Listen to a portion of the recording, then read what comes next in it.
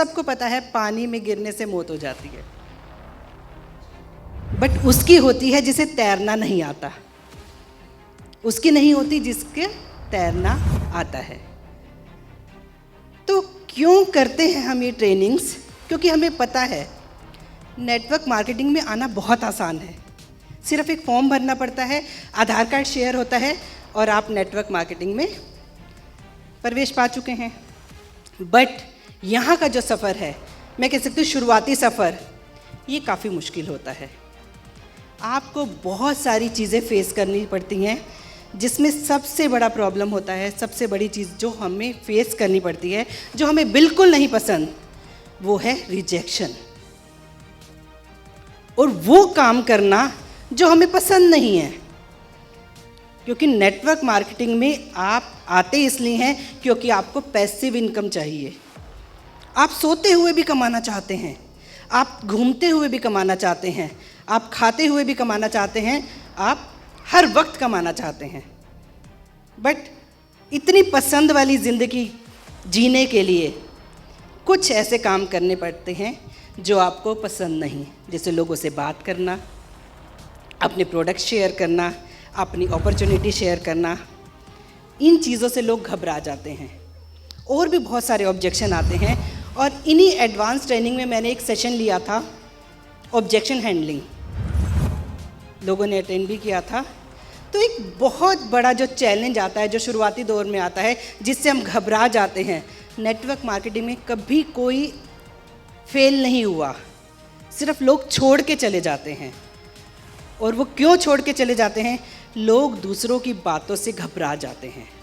लोगों के सामने ये ऑब्जेक्शन ज़रूर आता है कि लोग क्या कहेंगे, और लोग क्या कहेंगे, लोग तो बहुत कुछ कहते भी हैं। जब हम लोग पहली बार निकलते हैं डेमो दिखाने के लिए, अपना प्रोडक्ट शेयर करने के लिए, तो लोग कैसी बातें करते हैं? वो कहते हैं, ये मलिक जी की बहू देखी, पता नहीं रोज़ कहाँ झोला उठा के नोनी बेचने चल पड़ती है। अरे ये गुप्ता जी का क्या बिज़नेस ठीक नहीं चल रहा? इनकी वाइफ आजकल कोई चैन बनाने वाला बिज़नेस करने लगी है। कोई कहेंगे बत्रा जी की वाइफ से ध्यान से रहना, उसे ज़्यादा बात मत करना, नहीं तो तुम्हारे घर पहुंच जाएगी मोदी केयर लेकर। ऐसी ऐसी बातें हमने बहुत सुनी हैं और सुननी पड़ती हैं। जब ऐसी बातें सुनते हैं ना, तो शुरू में मन करता है यार छोड़ मोदी केयर, क्या करना है ऐसी मोदी केयर का जिसमें हमें रोज़ लोगों के ताने सुनने पड़ते हैं। और यही ताने हमने सुने थे।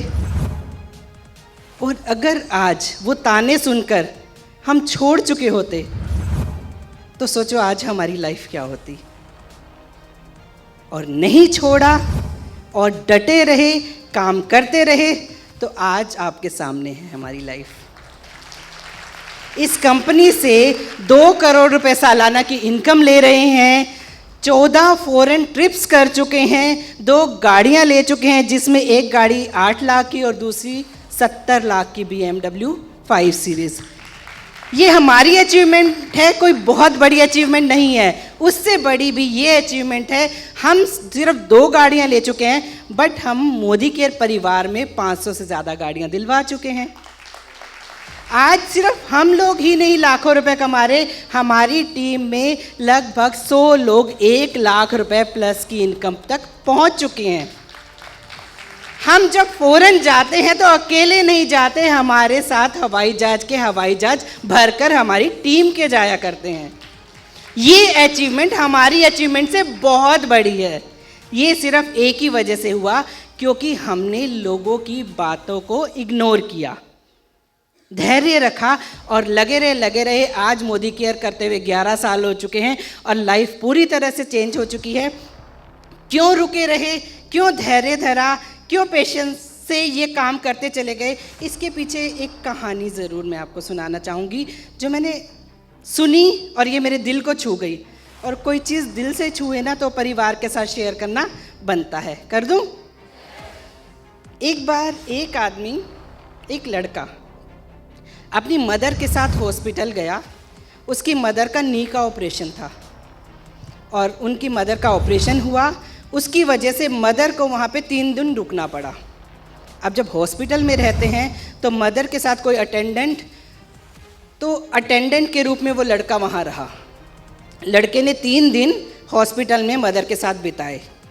तो वो रोज़ एक कहानी देखा करता था कि नर्स आती थी और लोगों को चेक करती थी, किसी को दवाई पिलाने की कोशिश करती थी, किसी को इंजेक्शन लगाने की कोशिश करती थी, किसी का बीपी चेक करने की कोशिश करती थी, किसी को दवाई खिलाने की कोशिश करती थी, और लोग उसे गालियां देते थे, लोग उसे दुत्कारते थे। किसी को इंजेक्शन लगाती तो वो चिल्लाता था, क्यों परेशान करने आ जाती हो रोज़ इंजेक्शन लेके। किसी बुज़ुर्ग को दवाई खिलाने की कोशिश करती थी तो वो बुज़ुर्ग चिल्लाता था कि रोज़ ये मोटी मोटी गोलियां लेके आ जाता हूँ, जब मैं बुलाता हूँ तब तो आती नहीं, डॉक्टर के आने से पहले आके खड़ी हो जाती है। कहीं किसी का टेम्परेचर चेक करना चाहती थी तो वो अलग तरीके से चिल्लाता था। तो वो देख रहा था कि सब लोग इस पर चिल्लाते हैं, फिर भी ये बड़े प्यार से जाकर सबको इंजेक्शन लगाती है, दवाई देती है, बैंडेज करती है, जो ड्रेसिंग करनी होती है करती है, वो अपना काम सबके साथ बड़े प्यार से कर रही है। तो जिस दिन छुट्टी होनी थी मदर की, तो वो सिस्टर के पास जाता है और पूछता है कि सिस्टर आप ये कैसे कर लेती हो, सब लोग आप पे गालियां देते हैं, सब चिल्लाते हैं, सिर्फ कुछ ही लोग हैं जो आपसे प्यार से बात करते हैं। मैंने देखा है अधिकतर यहाँ पे 80-90% पेशेंट आप पर चिल्लाते हैं, आप ये कैसे कर लेती हो। तो सिस्टर ने प्यारा सा एक जवाब दिया।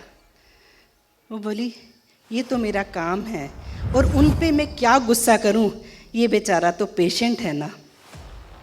तो फ्रेंड्स, हमें भी क्या किसी बाहर वाले पे गुस्सा करना। कोई हमें कुछ कहता है तो दिमाग में एक सोचो, बेचारा पेशेंट है ना। क्या सोचोगे? बेचारा पेशेंट है। भगवान से दुआ करो कि भगवान इसे सद्बुद्धि दे, इसे बड़ी सोच दे, ताकि ये हमारा बड़ा सा बिजनेस समझ पाए।